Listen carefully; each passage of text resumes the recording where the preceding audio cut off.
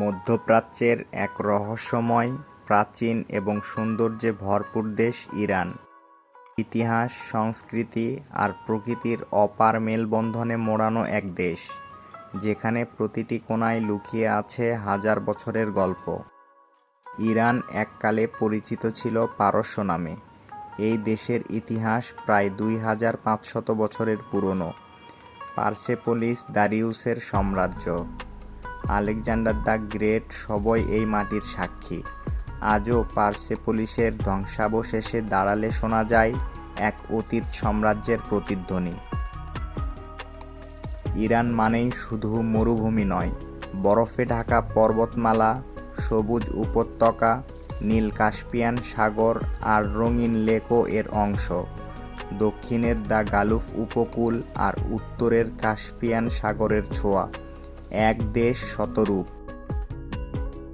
Tehran ইরানের প্রাণকেন্দ্র। একদিকে আধুনিক আকাশচুম্বী বিল্ডিং আর অন্যদিকে পারস্যের ঐতিহ্যবাহী বাজার।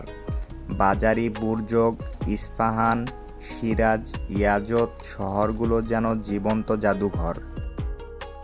ইরানিরা অনেক অতিথিপরায়ণ, সংস্কৃতিপ্রেমী। নওরোজ, পারস্য নববর্ষ, কবি হাফিজের কবিতা আর চা পানের ঐতিহ্য তাদের জীবনের অংশ।